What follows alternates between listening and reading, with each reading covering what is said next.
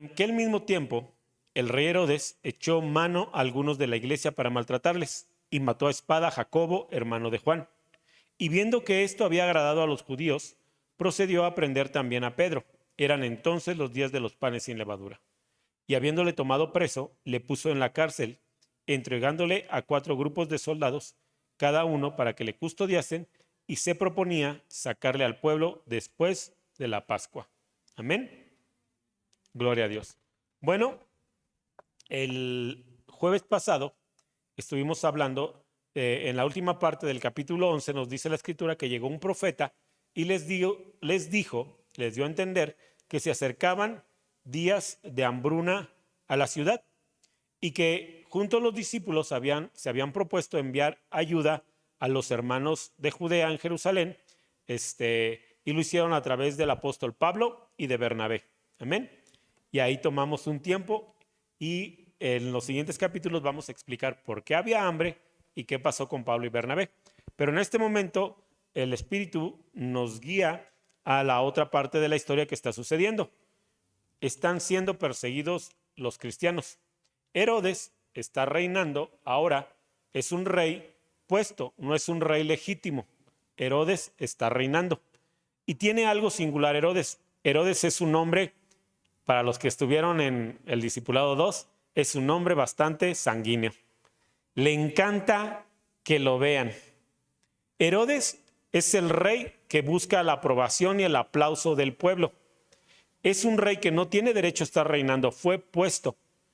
Así que él está ganando favor con la gente. De hecho, la historia nos dice que este Herodes es un hombre de los que actualmente nosotros llamaríamos hijo de papi.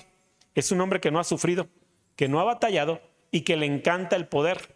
Así que cuando lo ponen en esa posición, él quiere hacer sentir su autoridad con peso.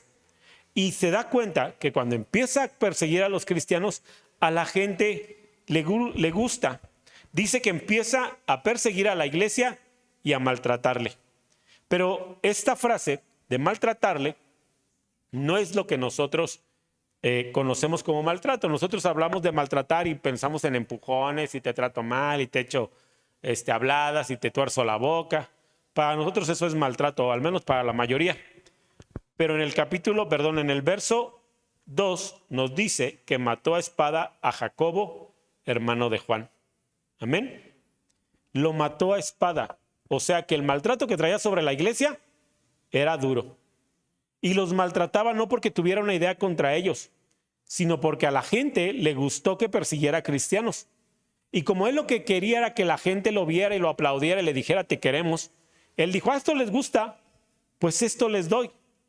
Los persigue, los maltrata y mata a Jacobo, hermano de Juan. Amén. Mire, nosotros debemos de tener 2 cosas. Una, ser cuidadosos con lo que hablamos. Y 2, entender a qué clase de Dios servimos. ¿Por qué? Porque si tú has confesado al Señor y tú le has dicho, Señor, aquí estoy y te entrego toda mi vida, Dios toma esas declaraciones muy en serio. Tal vez a ti se te hizo fácil. Estabas chavo, estabas recién en la iglesia, la alabanza estaba muy bonita y tú dijiste, va. Pero Dios lo toma en cuenta. Tú no te das cuenta cuando Dios toma el pacto. Pero tú, aunque seas grande, chico, pequeño, aunque haya sido algo que tú ni siquiera planeaste, Dios conoce tu corazón y toma tus palabras en serio. Aunque fuiste niño y siendo niño le dijiste a Dios, te entrego mi vida, Dios lo tomó en cuenta.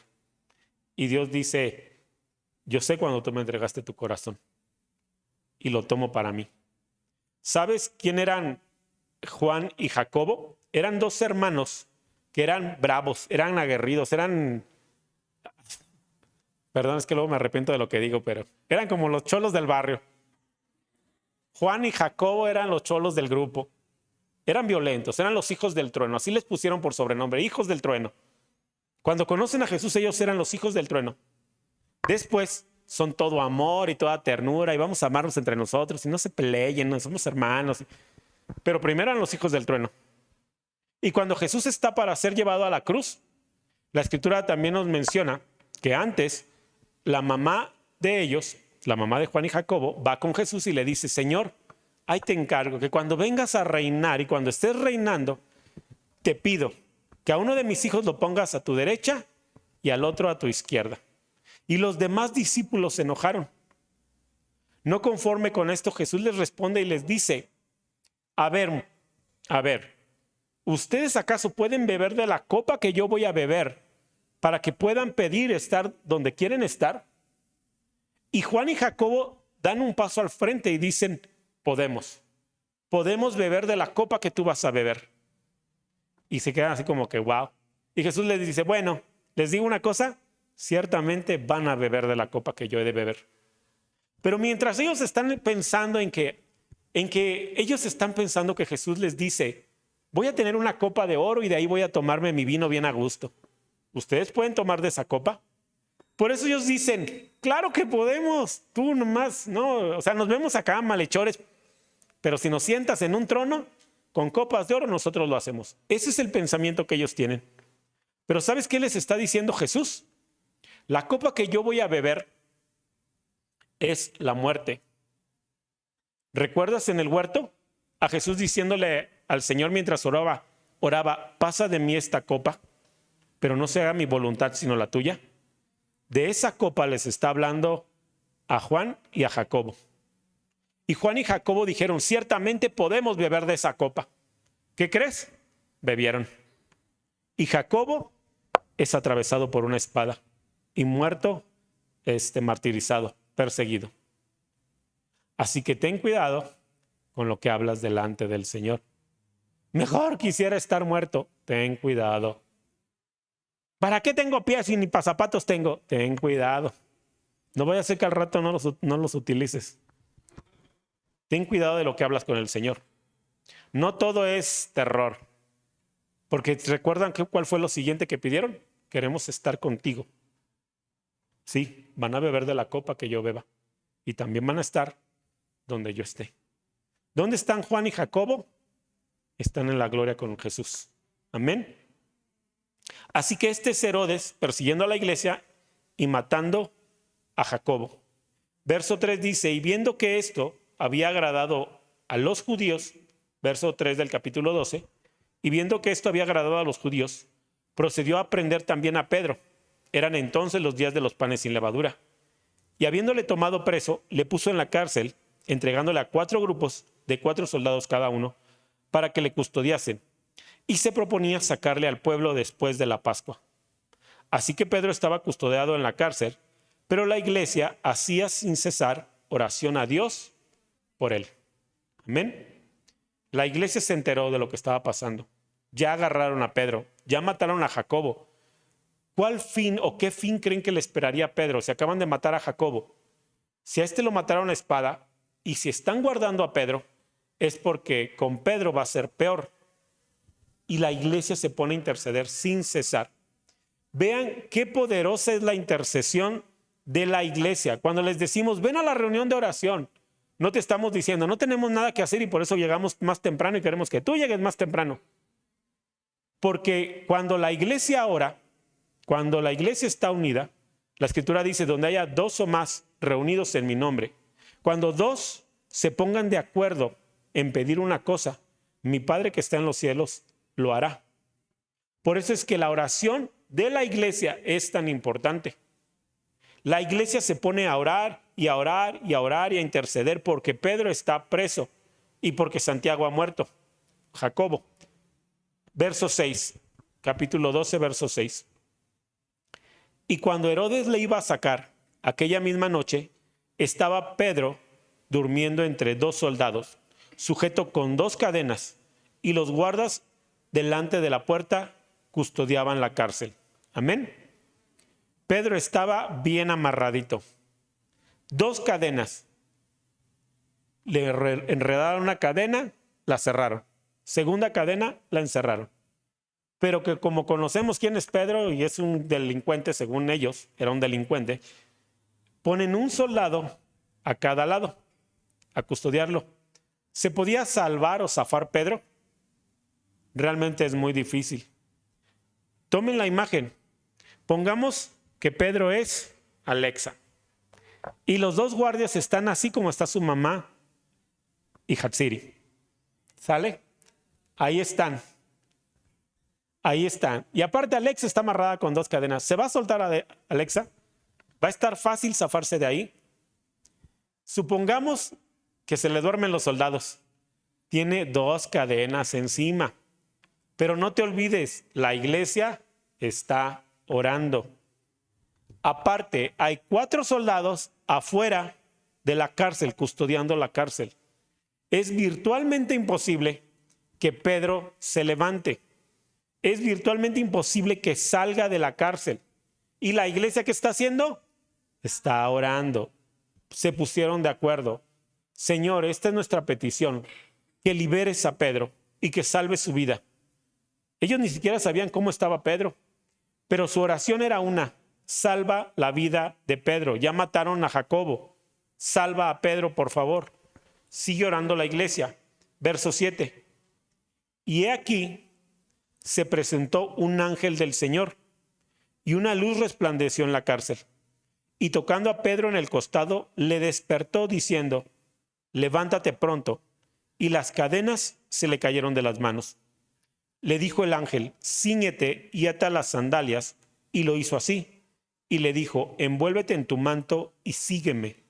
Y saliendo le seguía. Pero no sabía que era verdad lo que hacía el ángel, sino que pensaba que veía una visión.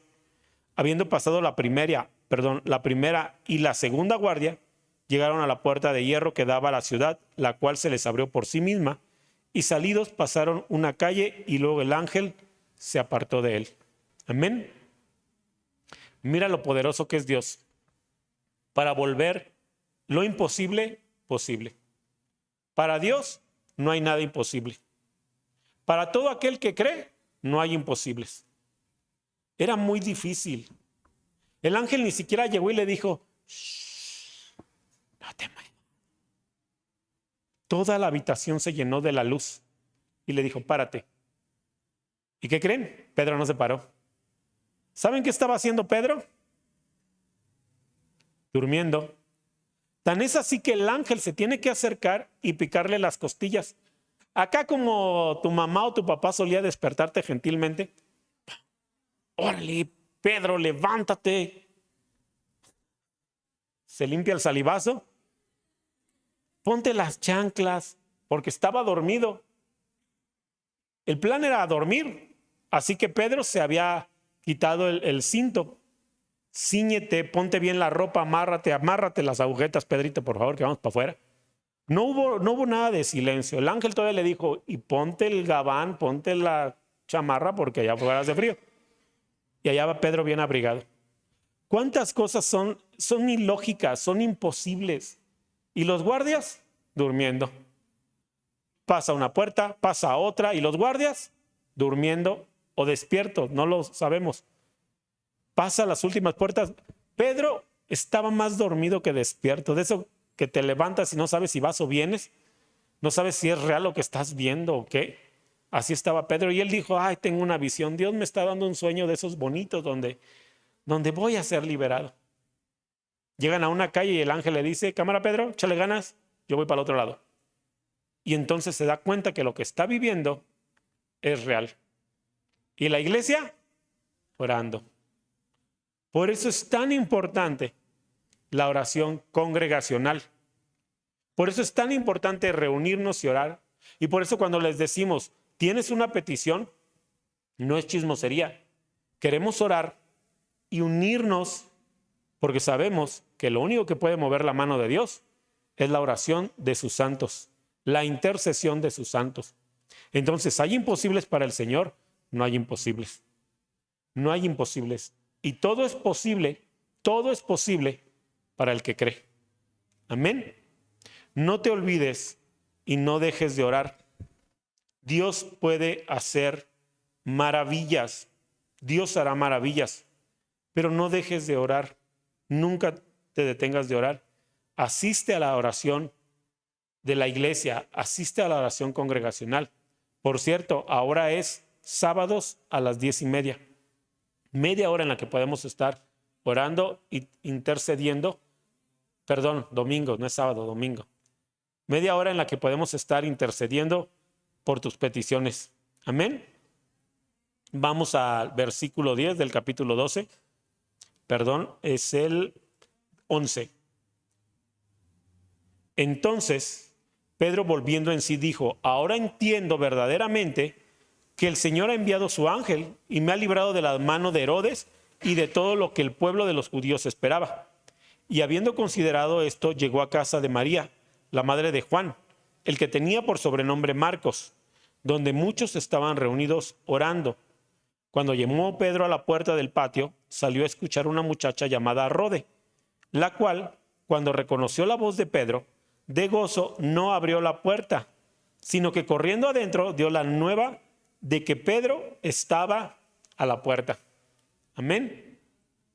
Mira cuán gozo tenía Rode, que en cuanto escucha la voz de Pedro dice: ¡ah! ¡Es Pedro! ¡Lo logramos! El Señor lo hizo de nuevo. Pero se le olvidó abrirle la puerta. Pedro ahí toque y toque: ábranme, ábranme. Y Rode salió corriendo para el otro lado. Pedro se da cuenta que lo que ve no es una visión y se dirige pronto y dice: gloria a Dios. Gloria a Dios, porque los judíos habían decidido matarme y Dios lo ha impedido. Solamente a Dios sea la gloria. Así que Rode está bien feliz porque llegó Pedro. Toda la iglesia seguía orando. Verso 15. Rode entra a la casa y les empieza a avisar a los que están orando. Y ellos le dijeron: estás loca. Pero ella aseguraba que así era. Entonces ellos decían: es su ángel. Mas Pedro persistía en llamar. Y cuando abrieron y le vieron, se quedaron atónitos. Amén. ¿Qué estaban pidiendo? Que rescatara a Pedro, ¿no? Y cuando les pone a Pedro enfrente, ¿qué hacen? Ay, no, no es cierto. No, Rode, hasta voltean y le dicen loca. Escuincla, loca, ¿sabe a quién se encontró? Y Pedro toque y toque y toque y toque. Lo ven. De hecho, ellos están pensando: a lo mejor es el espíritu de Pedro que ya viene a recoger sus pasos. Se anda despidiendo Pedro, que si adiós hermanos, que Dios me los tenga en gracia. Se les ocurrió, o sea, se les hizo más fácil pensar que ahí andaba el alma de Pedro, porque miren, muy cristianos, pero todavía tenían cosas ahí que les daban vueltas en la cabeza. Muy cristianos, pero yo he escuchado a hermanos diciendo: pastor, es que mi horóscopo dice que hoy me va a ir bien. Pues no, que es cristiana. Pues sí, pero están en el proceso, no lo juzguen, no la juzguen. Así están estos, piensan que es una aparición. Hace tiempo me contaron una historia, ya la he contado anteriormente, pero ahí les va. Una iglesia se puso a orar. La congregación durante 40 días estuvo orando, pidiéndole al Señor que les diera instrumentos para la alabanza, porque tenían gente que sabía tocar y cantar, pero no había instrumentos, ni un cablecito, ni un micrófono, ni nada. Así que por 40 días estuvieron orando. Unos ayunaban, otros oraban, unos brincaban y otros cantaban, pero todos alababan al Señor. Amén. Un día llegan a la congregación, les tocan, entra un camión y empiezan a bajar instrumentos. Disculpe, aquí es Avenida La Ribera 328. Sí. Aquí es, sí. A ver, muchachos, bajen el piano. Y empiezan a bajar piano y el pastor sale espantado y empieza a ver los instrumentos y empieza a ver la marca de los instrumentos y les dice: no los bajen. Esa cosa les va a dar aire y nos los van a querer cobrar como nuevos. Pues es que nos dijeron que los entregáramos. No los bajen, no los bajen. Yo creo que se equivocaron. No, espérense, no bajen nada. Y todos los hermanos hicieron bola para tratar de detener que no bajaran los instrumentos. Eran instrumentos muy caros. Y les dice: es que nos mandaron. Bueno, ¿y quién los mandó? A ver, déjenme ver. Pagó la nota un tal Jesucristo de Nazaret. Obviamente no bajó Jesús, fue a la tienda y les escogió los instrumentos. Puso en el corazón de alguien comprar los instrumentos y mandarlos a la congregación. La persona que los compró les dijo: cuando los entreguen, díganles que Jesucristo de Nazaret se los manda. Pero ¿sabes qué? Todos espantados. Pues no estaban, duro y dale, y duro y dale, y duro y dale. No estaban duro y dale con Pedro. Por cierto, él les encargo esas bellas oraciones. No estaban duro y dale. Así que se quedan atónitos, dice la escritura, cuando ven a Pedro, dicen, wow, oramos, pero no pensamos que sucediera. ¿Cuántas veces has orado así? Oramos, pero no pensé. Pues Dios se toma las cosas muy en serio. Verso 17, vamos a regresar a capítulo 12, verso 17. Están todos, le abren la puerta a Pedro, están todos atónitos y en el 17 dice, pero él, haciéndoles con la mano señal de que callasen, les contó cómo el Señor le había sacado de la cárcel y dijo, haced saber esto a Jacobo y a los hermanos. Y salió y se fue a otro lugar. Luego que fue de día, hubo no poco alboroto entre los soldados sobre qué había sido de Pedro. Mas Herodes, habiéndole buscado sin hallarle, después de interrogar a los guardas, ordenó llevarlos a la muerte. Después descendió de Judea a Cesarea y se quedó allí. Amén. Gloria a Dios. A partir de esta parte, Pedro ya no lo vamos a ver tanto en el libro de los Hechos. De hecho, hasta hoy todavía no se sabe a dónde se fue Pedro. Tenemos las cartas de Pedro y sabemos que estuvo predicando y enseñando, pero después de que se fue de ahí huyendo, no se sabe mucho hacia dónde se fue. Solamente sabemos que huyó. Así que Herodes, cuando se levanta y dice, ay, no me salgan con sus tonterías. Dos cadenas, dos guardas aquí, guardas acá y guardas en la última puerta y se les voy. No se pasen, esto es complot. Y los manda a matar a todos. Deja ese lugar y pasa a otra provincia del reino. Herodes dice que desciende. Verso 20, vamos a seguir leyendo. Verso 20 dice, y Herodes estaba enojado contra los de Tiro y de Sidón, pero ellos vinieron de acuerdo ante él y sobornado Blasto, que era camarero mayor del rey, pedían paz, porque su territorio era abastecido por el del rey. Y un día señalado, Herodes, vestido de ropas reales, se sentó en el tribunal y les arengó. Y el pueblo aclamaba gritando, voz de Dios y no de hombre. Amén. Ok, vámonos por partes. Los habitantes de la tierra de Tiro y de Sidón estaban peleados con Herodes. No se llevaban bien. Herodes no iba a llegar y matar a dos comunidades completas. Tenían ahí un problema.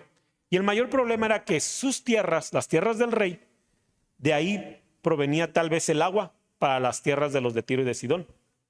El rey traía pleito con ellos con el rey. Pero ellos muy listos van y sobornan a su copero. Lo sobornan y le dicen, dinos dónde va a estar el rey. Dinos cuándo podemos verlo. Esto no lo dice la escritura, se sobreentiende, porque los sobornaron. Y Blasto les dice, tal día va a dar va a hablar unas palabras en tal lugar. Ahí lo pueden ver. Así que Herodes llega ese día a ese lugar vestido con ropas reales. Las ropas reales eran acabadas en hermosura. Las ropas reales estaban tejidas con hilo de plata. Tenían púrpura. Cuando el rey se vestía para la ocasión, todo el mundo era, wow, el rey. Se sienta en su trono, empieza a hablar y entonces dice que les empieza a motivar al pueblo y vamos muchachos y ustedes no se fijen en los impuestos, todos vamos para arriba.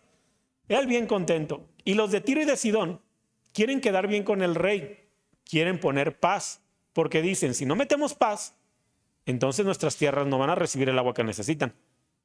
Empieza el rey a hablar y los de Tiro y los de Sidón empiezan como acarreados. Bravo, bravo, viva el rey, nadie como el rey, eres lo máximo, rey. Unos más bravos se paran y dicen, no te pases, es Dios mismo hablando a través de ti, rey. Y el rey, en lugar de dar la gloria a Dios, dice, pues eso es lo que hay. Eso es lo que hay, humildemente, ¿verdad? Dios me los bendiga. Estaba lleno de orgullo. Y ni siquiera era verdad porque no lo querían. Nada más le estaban dando por su lado. Vamos a continuar leyendo ahí el verso 22. Y el pueblo, verso 22 de Hechos 12, y el pueblo aclamaba gritando, voz de Dios y no de hombre. Al momento un ángel del Señor le hirió por cuanto no dio la gloria a Dios y expiró comido de gusanos.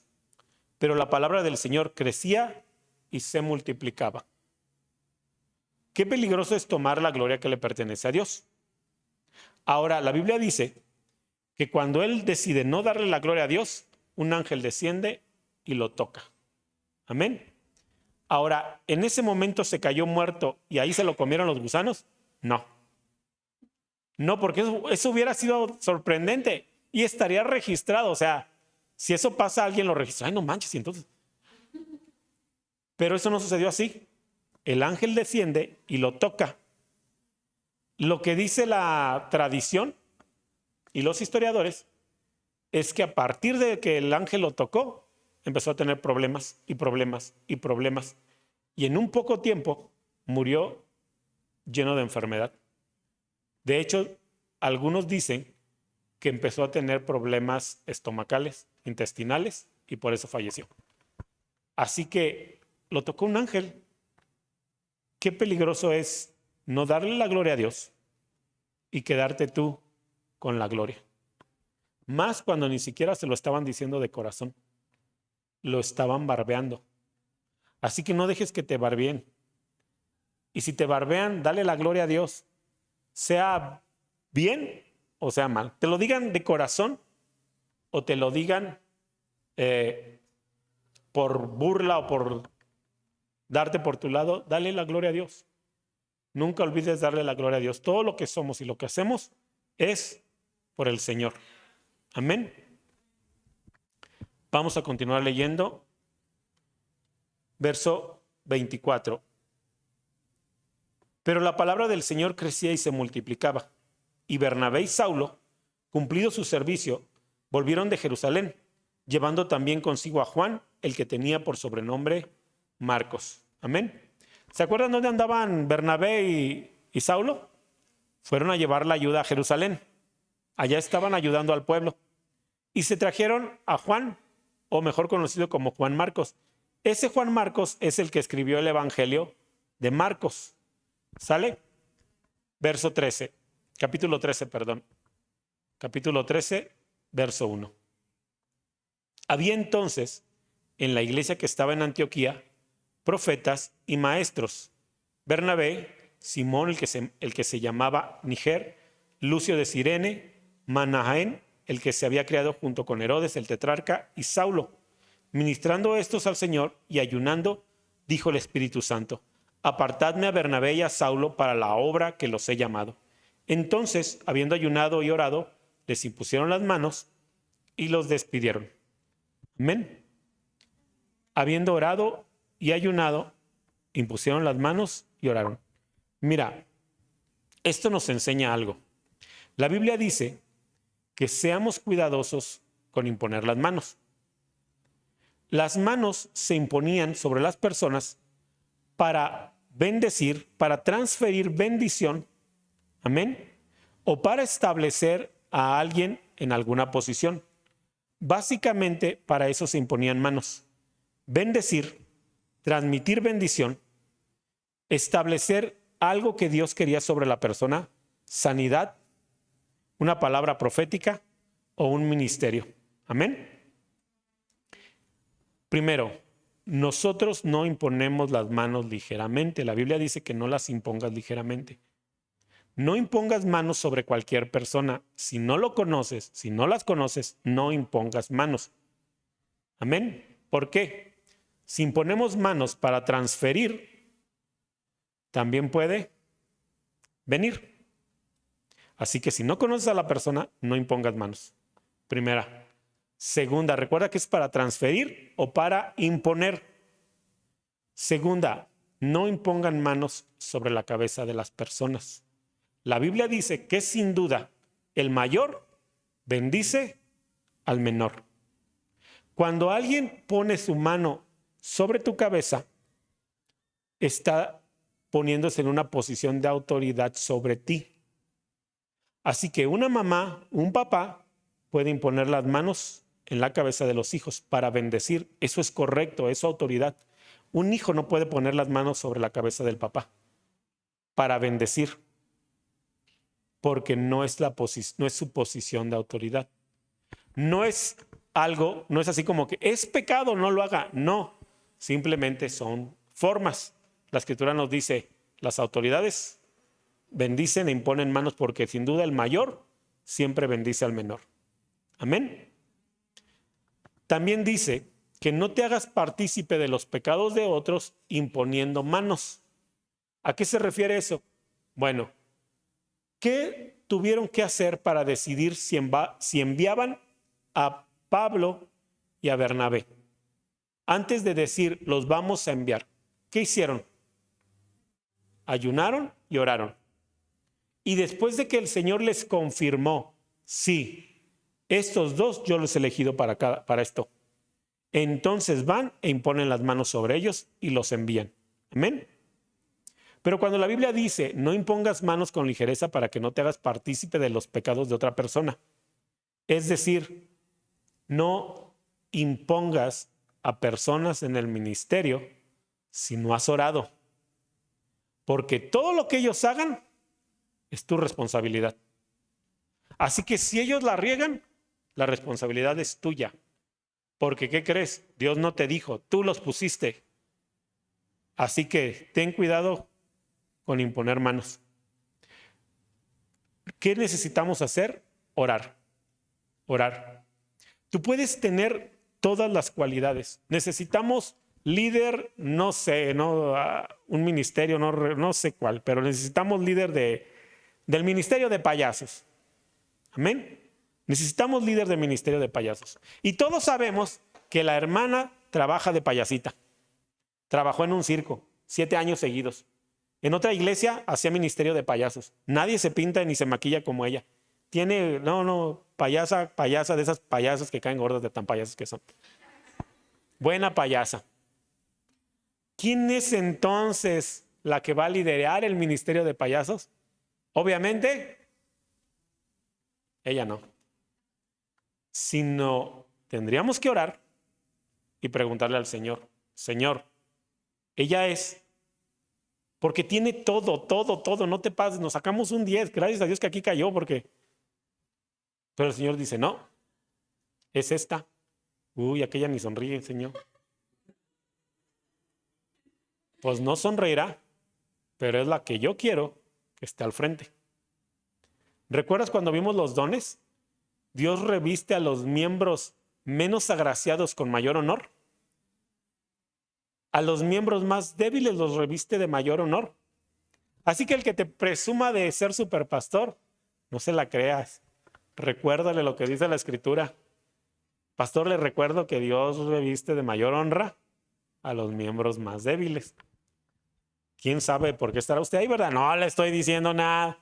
Nada más se la platico. Oran, imponen manos sobre ellos y los despiden. Dios tiene un plan para ellos. Capítulo 13, verso 4, vamos a continuar leyendo.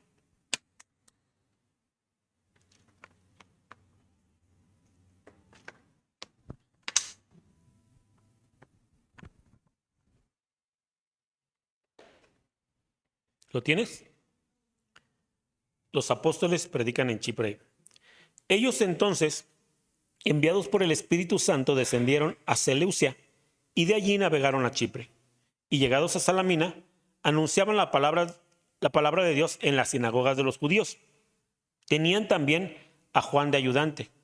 Y habiendo atravesado toda la isla hasta Pafos, hallaron a cierto mago, falso profeta, judío, llamado Bar Jesús, que estaba con el procónsul Sergio Paulo, varón prudente.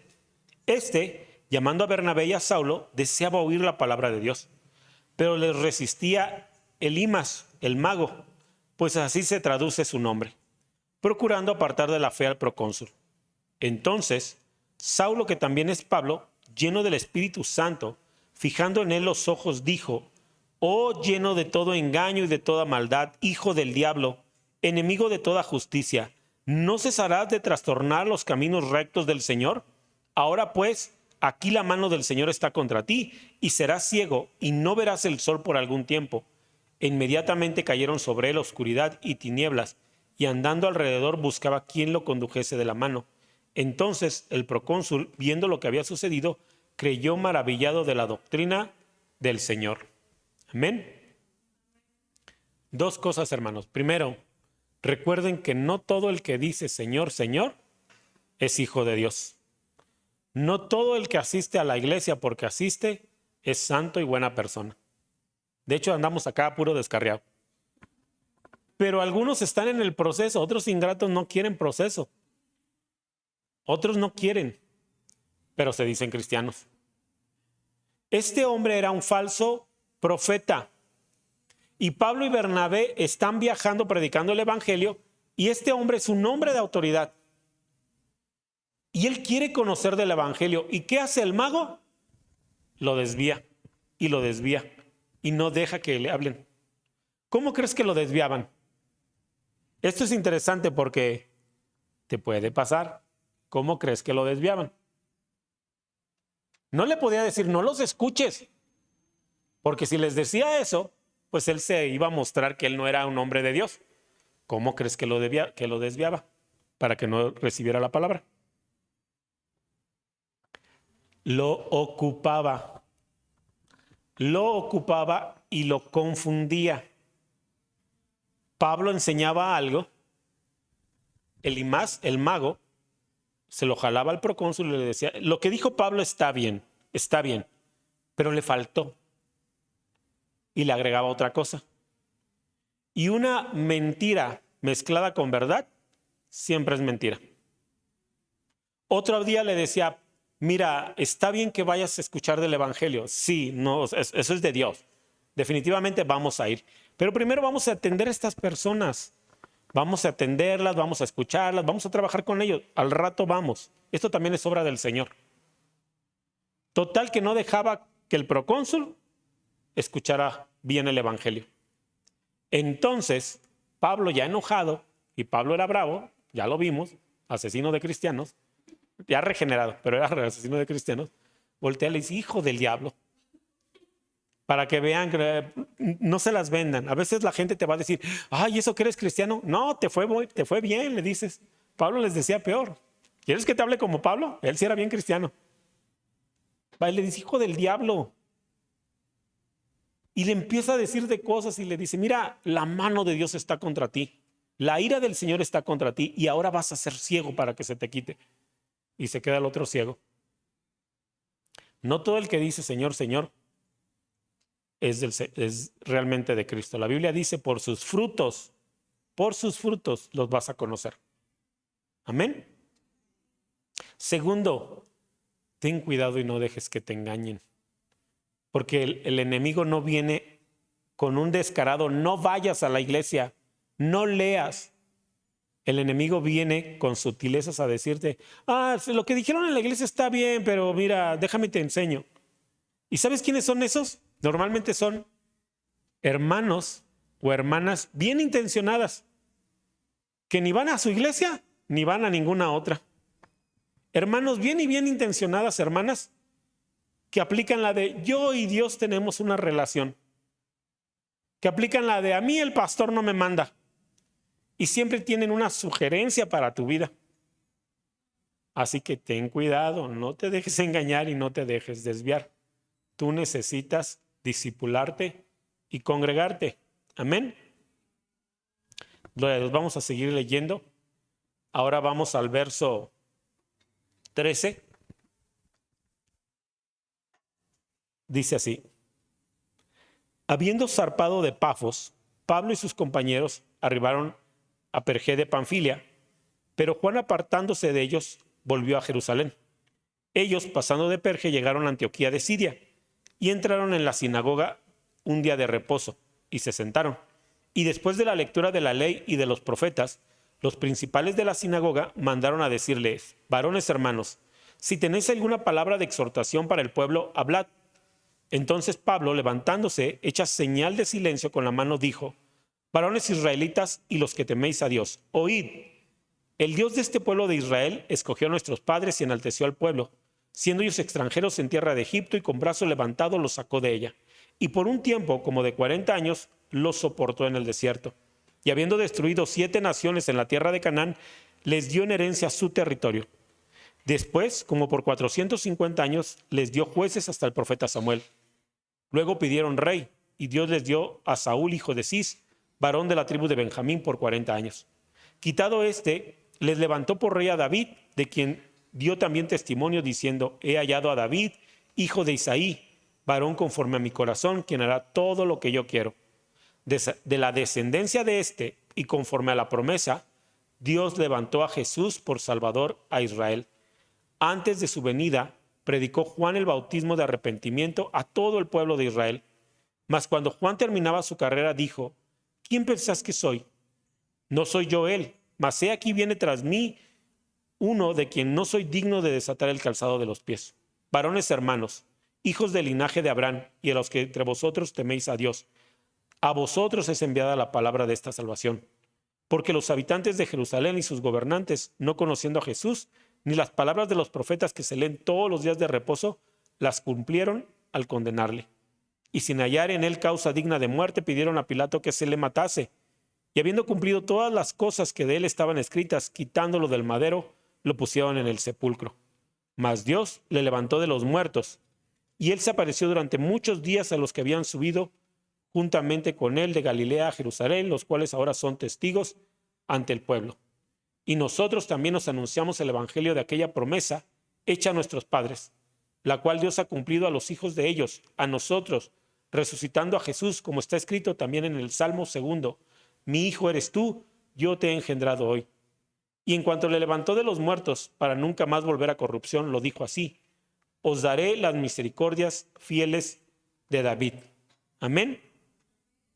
Ok, todavía nos falta más del sermón de Pablo, pero básicamente Pablo trae y les presenta todo el evangelio desde la creación.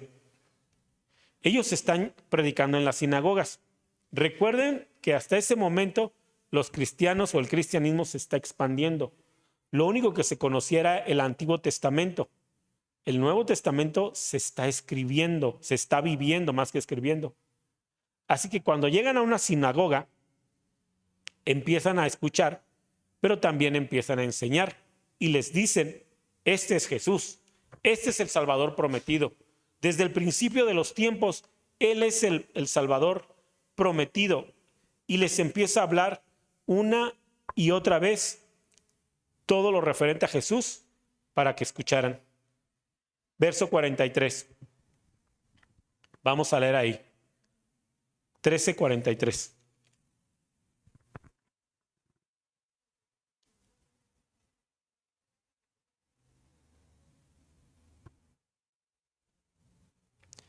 ¿Lo tienen?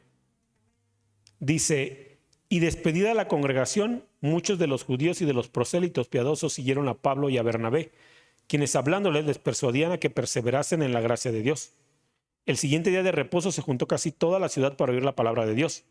Pero viendo los judíos la muchedumbre, se llenaron de celos y rebatían lo que Pablo decía, contradiciendo y blasfemando. Entonces Pablo y Bernabé, hablando con denuedo, dijeron: a vosotros a la verdad era necesario que se os hablase primero la palabra de Dios. Mas puesto que la desecháis y no os juzgáis dignos de la vida eterna, he aquí nos volvemos a los gentiles. Porque así nos ha mandado el Señor, diciendo: te he puesto para luz de los gentiles, a fin de que sea salvación hasta lo último de la tierra. Amén. Pablo llega, les predica y los judíos no reciben. No solamente no reciben, se llenan de celos. La gracia que viene por Jesucristo, es decir, el perdón de pecados a través del sacrificio de Jesús, fue un descanso para todos. Tú y yo nacimos en un mundo y en una sociedad inundada por el catolicismo. Desde niños nos enseñaron que el que está en el crucifijo pagó tus pecados. No teníamos mucho problema. ¿Quieres relacionarte con Dios? Ve a misa, da limosnas, ve y cómete la oblea, échate agua bendita. Eso es todo. Así que hablar de que nosotros nos relacionamos con Dios no es problema, pero ellos no. Los judíos nacieron bajo la ley. Nadie tiene acceso a Dios. No eres digno. No eres digno. Dios no te va a hablar a ti. Necesitas hacer muchos sacrificios. Necesitas prepararte y estudiar una y otra vez. Necesitas saber si algún rabino te quiere escoger como discípulo. Y si no, estás desechado. No tienes acceso a Dios. Así que cuando Pablo llega y les habla de la gracia de Jesús y les dice, ahora tú puedes tener una relación con Dios. Toda esta gente ha estado esclavizada por la ley por muchos años. Toda esta gente se siente indigna, pecadora, insuficiente. Si estás enfermo o tienes deficiencias físicas, menos, no puedes acercarte a Dios. Pero ahora la gracia de Jesucristo dice, todo aquel que quiera, venga a mí, yo no le echo fuera. Y todo aquel puede heredar, todo aquel que me busque puede heredar la vida eterna. Así que la gente se volvió loca. Y la gente seguía a Pablo y a Bernabé. Los seguía y buscaba más del amor de Dios. Nosotros no lo vemos así porque la cultura donde nos criaron nos dijo que sí podíamos, pero nunca nos enseñó de la gloria de Jesús.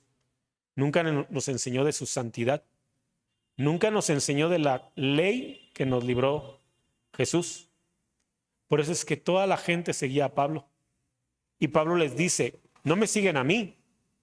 Yo fui enviado aquí para predicarles a Jesús. Y lo que ustedes necesitan es la gracia. Esta noche, y con esto terminamos, la Biblia dice que cuando las personas escucharon esto se regocijaban. Yo no sé hace cuánto tiempo tú no te regocijas en el Señor. No te alegras, no se llena de alegría tu alma. Pero esta noche te quiero recordar algo. Estabas apartado, no eras digno, eras insuficiente. Y Jesús vino y te hizo amado, te hizo acepto y te dio las llaves del reino. Jesús estableció que te sentaras al final de los tiempos junto con Él, que reinaras, te hizo rey y sacerdote al que estaba desechado. Esa es la gracia maravillosa de Jesús. Y si el día de hoy había sido un día difícil, no encontrabas por qué regocijarte, regocíjate, alégrate. La gracia de Jesús está sobre nosotros. Amén. Dale un aplauso al Señor porque Él es bueno todo el tiempo. Gloria a Dios, gloria a Dios. Vamos a orar para terminar. Padre, en el nombre de Jesús te damos gracias, Señor, por esta palabra que nos has hablado. Gracias, Señor. Nuestro corazón está alegre hoy, Señor. De verdad que nada merecíamos y nada teníamos. Y tu misericordia y tu gracia se han derramado sobre nosotros. La gracia, Señor. La gracia es lo que diste a esta tierra. Gracia es lo que has derramado sobre nuestras vidas. Padre Santo, de verdad que nada somos y tú nos has hecho reyes, sacerdotes y príncipes entre tu pueblo. Gracias, Dios. Te bendecimos esta noche. Te amamos, Rey. Recordamos lo que cantamos hace un momento. Nosotros somos para ti y tú estás ahora en nosotros. Este es el pacto nuevo. Este es el nuevo pacto. El pacto no de la ley, el pacto de la sangre y de la libertad en Cristo Jesús. Que ahora tú estás dentro de nosotros. Ya no necesitamos ir a ningún lugar. Tú estás dentro de nosotros. Ya no necesitamos esforzarnos. Tú pagaste el precio. Esa es tu gracia maravillosa y nosotros estamos agradecidos por eso, papá. Gracias por enviar a Jesús. Gracias, Dios. Gracias te damos, papá, en el nombre poderoso de Cristo Jesús. Amén y amén, Jesús. Dale otra vez.